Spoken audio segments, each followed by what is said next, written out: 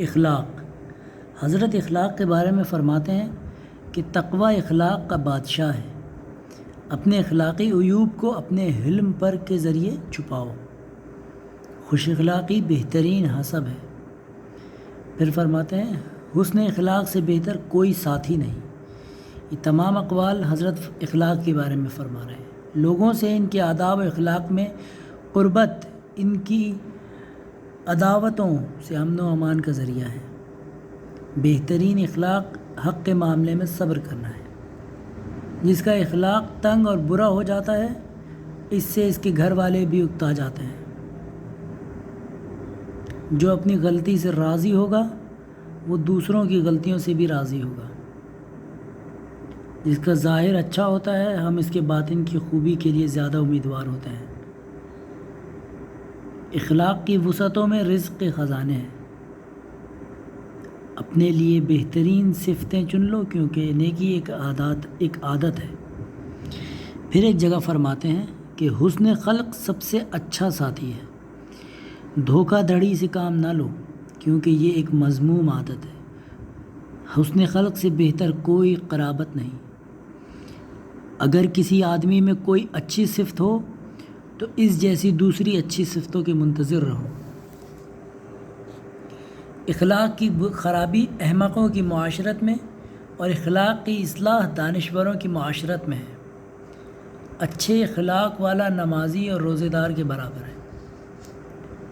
بہت سے باعزت اشخاص ہیں جنہیں ان کی بد اخلاقی نے رسوا کر دیا، اور بہت سے ایسے رسوا افراد ہیں جنہیں ان کی خوش اخلاقی نے عزت دار بنا دیا۔ اللہ تعالیٰ نے اپنے بندوں اور اپنے کے درمیان اخلاقی خوبیوں کو وسیلہ بنا دیا ہے، لہٰذا تمہارے لیے کسی ایسی خوبی سے آراستہ ہو جانا کافی ہے جو اللہ کی طرف سے ملی ہو۔ جس کا اخلاق اچھا ہوگا، اس یک راہیں آسان ہو جائیں گی۔ لوگوں سے جیسا برتاؤ چاہو کرو، کیونکہ وہ بھی تمہارے ساتھ ویسا ہی برتاؤ کریں گے۔ جس نے اپنے اخلاق کی اصلاح نہ کی، اس کی نصیحت لوگوں کو کوئی فائدہ نہیں پہنچا سکتی۔ عوام وہ آئینہ ہے جس میں انسان اپنے اخلاق کو دیکھتا ہے، کیونکہ وہ اپنی خوبیوں کو اپنے دوستوں کے ذریعے اور اپنی برائیوں کو اپنے دشمنوں کے ذریعے دیکھتا ہے۔ 10 خصلتیں اخلاقی خوبیوں میں شمار ہوتی ہیں: سخاوت و حیا و صدق و امانت داری و تواضع و غیرت و شجاعت و بردباری و صبر و شکر۔ تمہاری بد اخلاقی دوسروں میں سرایت کر جاتی ہے۔ وہ اس طرف کی کہ تمہارے ساتھی کو تمہارے مقابلے میں اس طرح کے عمل کے لیے اکساتی ہے۔ سفر اخلاق کے میزان ہے۔ مرد کریم کا بہترین اخلاق لوگوں کے عیوب کی متعلق اپنی معلومات سے تغافل کرنا ہے۔ کافر بد اخلاق و بد اعتبار ہوتا ہے۔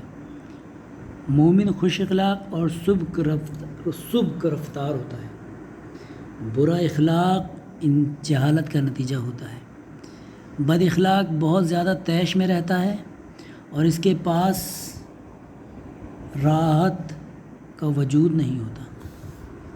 بد اخلاقی 2 عذابوں میں سے ایک عذاب ہے۔ اچھا اخلاق عقل کا ثمرہ ہے۔ یقیناً تمہاری کرامت و سخاوت تمام لوگوں کا احاطہ نہیں کر سکتی، لہٰذا اسے اچھے اخلاق والوں کے لیے مخصوص کر دو۔ جب اخلاق اچھا ہو جاتا ہے تو باتیں بھی لطیف ہو جاتی ہیں۔ خوش اخلاقی کے ذریعے رزق میں اضافہ ہوتا ہے۔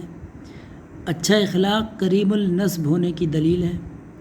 اچھا اخلاق دین کا بہترین حصہ ہے۔ حسن اخلاق روزی کو زیادہ کرتا ہے اور دوستوں میں باہمی میل ملاپ اور انس پیدا کر دیتا ہے۔ حسن اخلاق اور زیور صدق سے آرائش ایمان کا سرمایہ ہے۔ بد اخلاقی نازیبا ہے اور محسن کے ساتھ برائی مذموم ہے۔ بد اخلاقی نفس کو متوحش اور انس کو ختم کر دیتی ہے۔ ہر مرض کا علاج ہے سوائے بد اخلاقی کے۔ بد اخلاق کے پاس کسی طرح کی مسرت آفرینی نہیں ہوتی۔ خوش خلقی سے زیادہ پر مسرت کوئی زندگی نہیں۔ جس کا اخلاق اچھا ہو جاتا ہے اس کی بات چیت کا انداز اور لوگوں سے میل جول اچھا ہو جاتا ہے۔ بد اخلاق خود ہی کو اذیت میں مبتلا کرتا ہے۔ جس کا اخلاق خراب ہو گیا اس کا رزق بھی تنگ ہو گیا۔ بہترین خصلت خوش خلقی ہے۔ دلکش اخلاق والا بہترین ایمان والا ہوتا ہے۔ اللہ پاک ہم سب کو اپنے اخلاق کو بہتر بنانے کی توفیق عطا فرمائے۔